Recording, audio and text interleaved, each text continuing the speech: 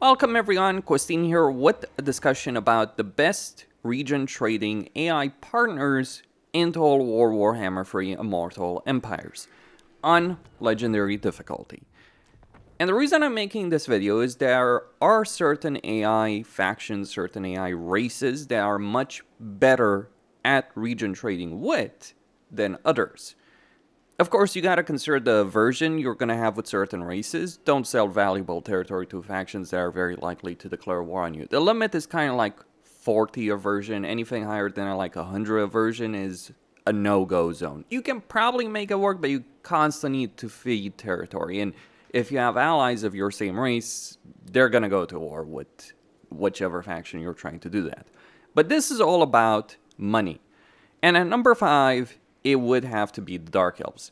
See, you gotta understand how AI cheats work. The AI gets extra background income. They get lower construction costs, lower recruitment costs, more recruitment slots, global recruitment slots, duration, upkeep costs, etc. Well, Dark Elves have an interesting mechanic. They can't recruit globally. They rely on Black Ark recruitment.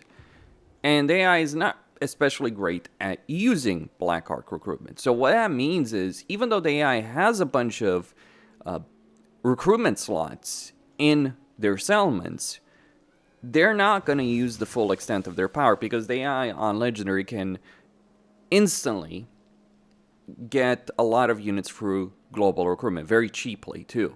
You take away global recruitment, suddenly AI factions have a lot more money to play with.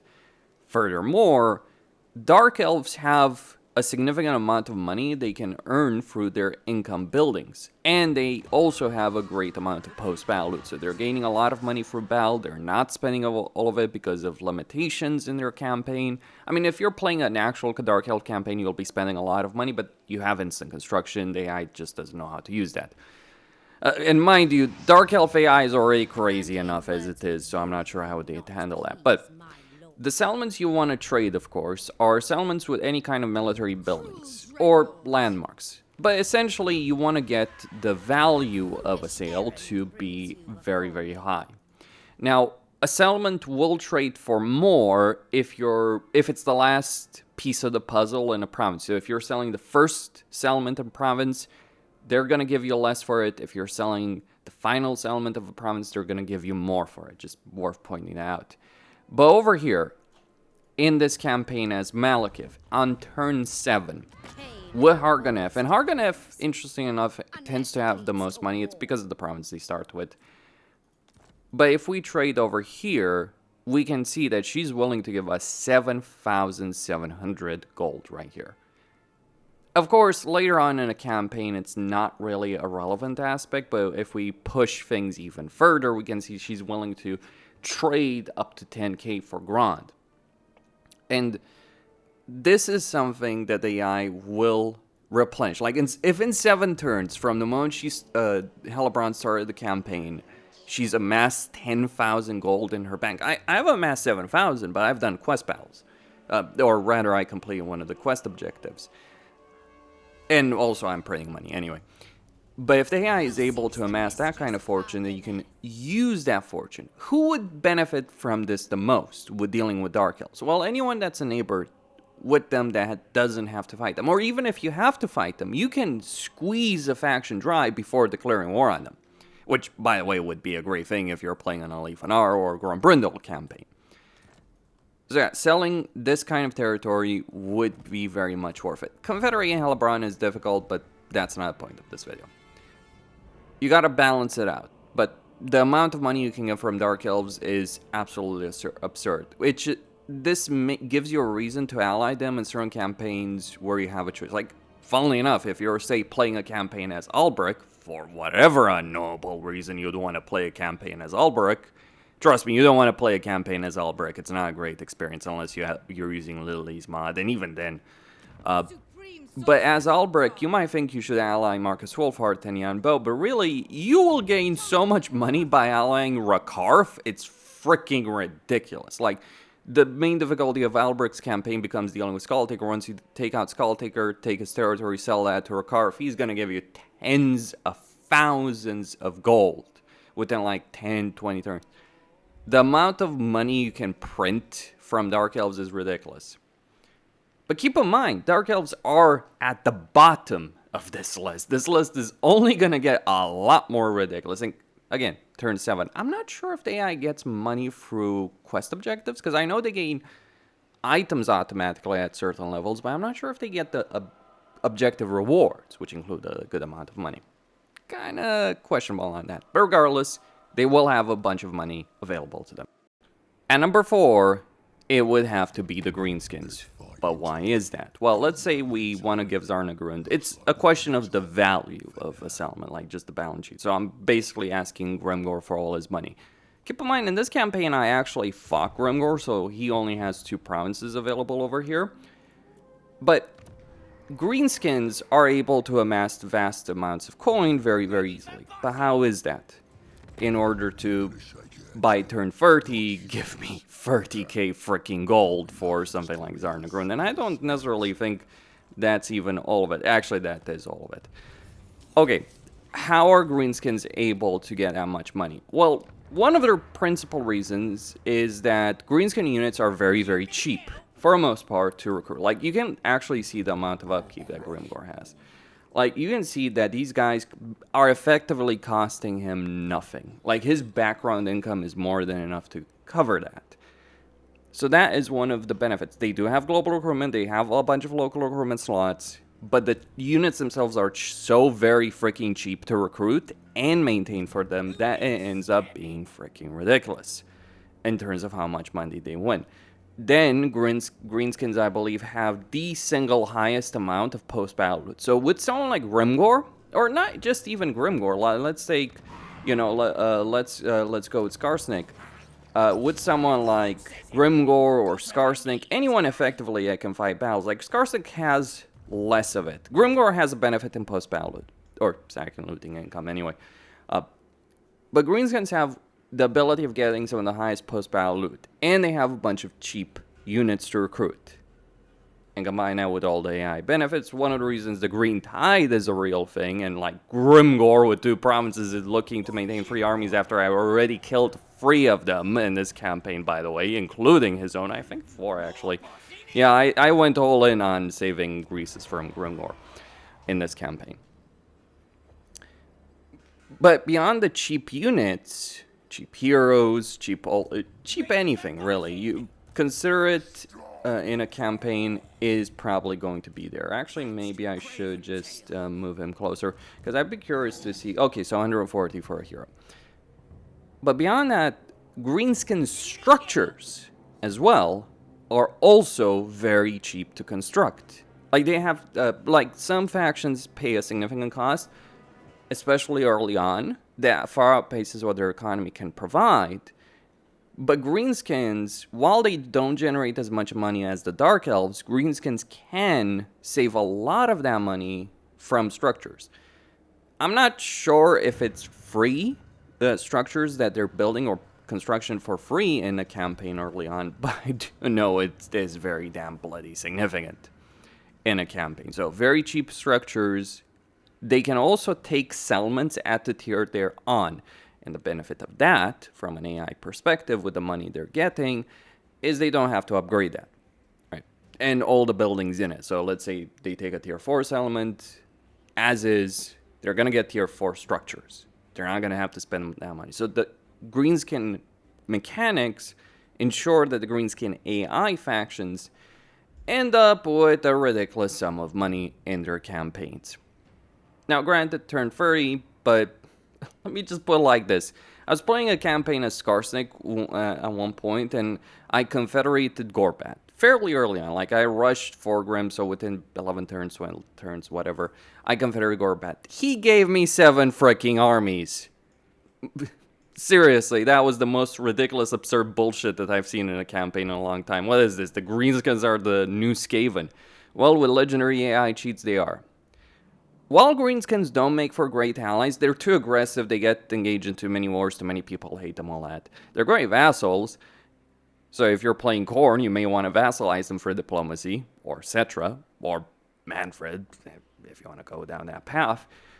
And you can squeeze them for so much money, and they'll still have freaking legions of troops available to them. Like, consider, actually, I can't trade stuff to Gorbad over here. Already did. I've made a killing through region trading in this campaign, I can tell you that much. Like, oh, 11,000. Well, I'm surrounded by Greenskins and Ogres. We'll get to those in just a moment. But yeah, it is absolutely absurd the amount of money Greenskins can get. And number 3, it would have to be Nurgle. So Nurgle gets a lot of money, not necessarily because Nurgle generates a lot of money. If I look at their structures over here, in Nurgle campaigns, you won't typically see them push very hard for those income buildings unless they start with them. They have other priorities in their campaign. But Nurgle, between the base income and the money they save, they are going to be rich beyond measure. How rich? Well, it's turn 8 in the Scores campaign, and if I sell the scrap towers over here and reach beyond the deal value, he's willing to give me 11,000. Now, this is especially good with Kugaf, but it does work in every Nurgle campaign to a degree or another. With every Nurgle faction, rather, to a degree or another. The major ones, at least. And the reason is Kugaf has all of these ports in his initial province that are going to generate a decent amount of income, but he's not really going to use that because construction costs are very low for Nurgle, and Nurgle is not spending regular money for constructing buildings. So that way, Nurgle saves up a ton of money in their campaigns. Like, the only things they spend money are the provincial capitals or the main settlement buildings, as well as garrison buildings for heroes and all that kind of stuff. But they're not spending it on military recruitment, which is actually a priority for the AI. The AI wants to build either garrisons or military recruitment buildings. They'll obviously build income buildings, but their bigger priority is to get military construction up to speed. And so, because of the limitation with infections, either they're going to get a bunch of garrisons, which can make them tedious to deal with, but they'll have a bunch of heroes, or they're going to get a bunch of economic buildings, because infections are limited, or they're going to have empty build slots, because they don't have the infections needed to get anything else. But regardless of that, they are going to have a lot of money. It does take a while. Like, you won't necessarily do it in, like, 5 turns, 4 turns. Like, even the 11,000 you're seeing here from Kugaf is not anything necessarily substantial. Like, you know, we sell over here the scrap towers, we get this 11,000, right? We get another settlement, he's out of money. That is not the craziest amount, but what's crazier is if these Nurgle factions survive with very few settlements. Bear in mind, we're not talking here a situation like, say, the Greenskins or Dark Elves who can get a truckload of gold, especially if they have multiple settlements. We're talking here with single provinces, the amount of money that we're talking about. Yes, it works best with Kugaf, but Tamarkan can have a lot of money. Like, let's just say, you know, for the sake of just showing it off, let's say I, you know, give myself the challenge zone over here, which obviously Tamarkan wants, and, you know, I trade that he also has 10,000. So, that is pretty damn absurd when you think about it. Part of it is the construction cost of buildings. Part of it is because of all the AI cheats, the Nurgle recruitment of units is going to be much cheaper than it would be for you as a player. Because you can spend a lot of money on recruitment if you're playing Nurgle yourself. Not necessarily so much of an issue for the AI. Also, Nurgle AI does tend to have more money because they're not really going to swarm you with lots of armies like Greenskins. So their supply lines are not going to be an issue, their upkeep is not going to be an issue. This is how Nurgle ends up excelling with single freaking provinces. It is crazy what they can do. Of course, one of the limitations is how much territory Nurgle factions are going to be able to take because of their limited armies, the limitation on recruitment. So it is limited to an extent compared to some of the other factions on this list. But geez, if you're neighboring a Nurgle faction, seriously, you can make bank selling them territory with nothing in it and walk away feeling like you've just won the freaking lottery. Like, the challenge zone, I understand why he wants it, right? It's obviously a very valuable settlement. And I'm kind of curious if he actually has more money than that. Let's say we take this settlement as well, right? Just using the console command we give region to give myself that. So we go to Tamarkan, not that, and we sell him the challenge stone, and then we see if he has any more money. He actually does.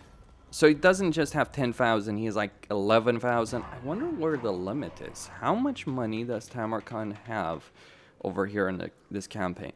But yeah, befriending Tamarkan might be your best bet if you're playing freaking... Jesus, this guy is like 12,000, 13,000. You understand the notion of what I'm trying to sell over here. It does... but yeah, Kugav is going to build a fortune. And like, give Kugav 10 more turns, he'll be selling... You can sell single regions to him for like 20k, 30k, whatever. It ends up being an absurd amount of money regardless. And number 2, it would have to be the ogres, in particular Scrag and Greases. Though, you can also do this, of course, with minor ogre factions and, of course, Maneater. But let's say, you know, I want to sell some territory over here to Scrag the Slaughter in Ekrint. So he would give me 5,000 for the Stone Mine Tower. But that's not all he has. This guy has over 22k gold. And he doesn't really have that much territory or that much success in this campaign because Forgrim is being Forgrim and this campaign is Gorbat. But how does this work? How do ogres end up with a biblical level of money in a campaign? Well, because they're not spending money on a lot of things. Ogres don't have a high priority to develop their minor settlements. Like, you look at this campaign, compare this to many other campaigns, or the way the AI handles a lot of different things. In a lot of campaigns, many factions would have all these elements to tier 3. If not higher, but that's obviously not in play for ogres, because they're minor, because regular settlements only go out to tier 3. But ogres don't do that. So, with Nurgle, they do have to actually develop some settlements to make it really crazy. Ogres don't care about that. They can have tons of money by default. And it has to do with their camps. See, ogre camps generate money. But nothing in an ogre camp costs money. The garrison that the ogre camp has, sure, it costs money to recruit the units, but it doesn't cost money to maintain them. The buildings cost meat, so no money spent over there. And units, well, a lot of the ogre units are fairly cheap. And funnily enough, ogres may not have the largest armies in a campaign, so they're actually saving up on supply lines, upkeep, etc. And recruitment costs. I mean, they can have some very, very scary armies, but limited in quantity. That's one of the things I do notice in ogre campaigns. Like over here, you know, with Scrag, like he's obviously gotten beat up, but even if we look at like Greases, obviously he's not necessarily in the best situation, but Maneater, right? How many armies does he have? Oh, 1. That is such a huge gold-saving measure for the AI in their campaigns. And that's how you end up with ogres giving you everything that you could possibly want from them in terms of money. And the great part about ogres, and one of the reasons they're so very high on this list, is because their diplomacy allows you to ally them as the vast majority of factions on the campaign map without any kind of diplomatic penalty. So ogres are fairly spread out, like minor factions. You can find them across the map, though they might not start with some territory. Though, if they take one, ooh, you're gonna make bank. But really, it's Scrag, it's Greases, it's Maneater. There's plenty of campaigns surrounding these three. Outside of that, not necessarily as much, but in Nagron, you have this minor ogre faction over here in the Flame Gullets. And these guys, if you're playing as Grombrindle, these guys can print you money in a campaign. It just makes Grombrindle's campaign more ridiculous. And also, any campaign over here more ridiculous because you have Dark Elves to trade with, then you have Ogres to trade with. That is a ton of freaking money that is just lying on the table waiting for you to pick it up. Because they're not spending the money. Like, yeah, Ogres. If you fight an Ogre faction, you're probably not going to be able to bankrupt them. Forget that plan. You're going to have to fight and defeat them. Thankfully, they don't have the truckloads of armies that they could, by the way, afford. I think some AI improvements could be in order with regards to that. Like with Nurgle, you understand because of infections, but Ogres don't have that limitation, and yet still they recruit fewer armies than they could afford. I guess the AI decision-making is based on upkeep rather than how much money they have. So if they feel that they can't maintain it because of how much upkeep an army is, they're not going to recruit an extra army. It's a bit weird, I know. It is very freaking weird seeing, you know, a faction like Man-Eater with just one territory, but knowing that he has freaking a lot of freaking money on the table. Let's say we take the Griffin with, right? Like, I just take this region, because that's obviously close enough to him. It doesn't have any building in it with elf stuff.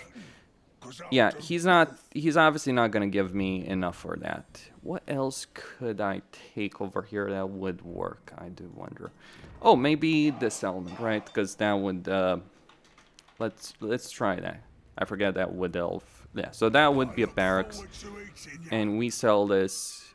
Still, he wouldn't give me a lot of it. How much freaking stuff do I need to give these guys? Okay, let's take Kislev. Let's go with that, right? Let's just go crazy over here. Take a couple of settlements and see how much money he's got on the table to offer us. So let's say we trade all of this, right? So Griffinwood, 5,000.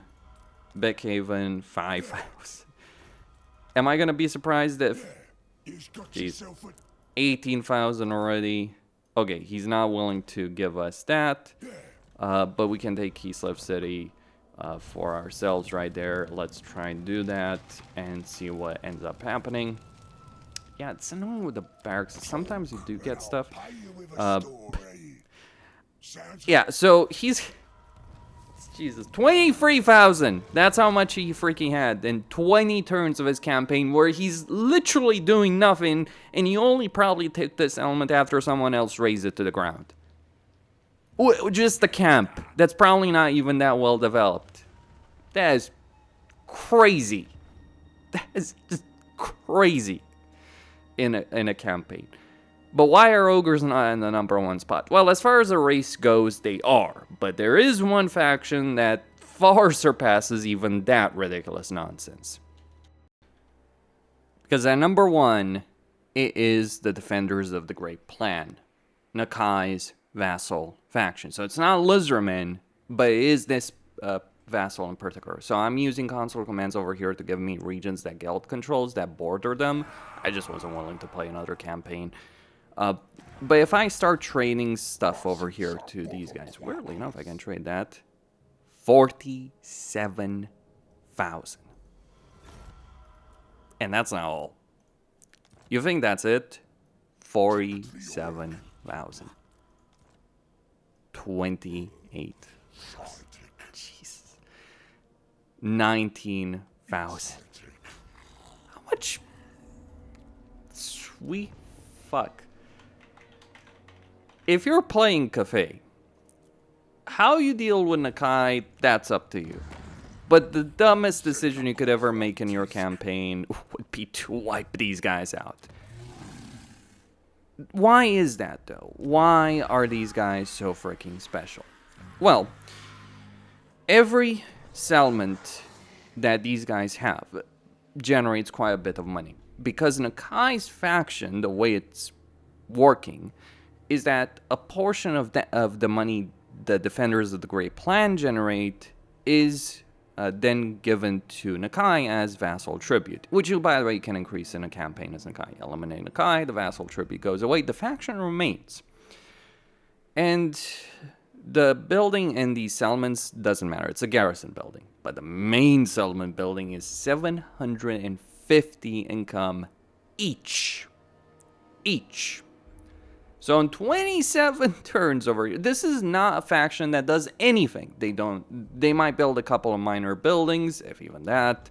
Realistically, they're supposed to get buildings when, Nakai takes territory. So you region trading, obviously, is not going to get them the garrison building, but that's irrelevant. They'll probably build it anyway. Again, irrelevant. They're generating tens of thousands of gold, or thousands of gold every single turn. Between the background income, all the AI cheats, no armies, no construction effectively, these guys are rich beyond comparison. You can abuse this in every single campaign that can get to Cathay.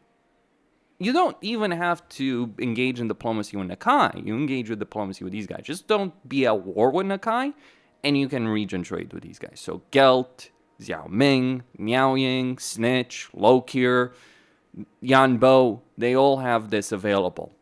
Hell, you can play a campaign as Arbol or maybe Axial and teleport over here and still take advantage of this.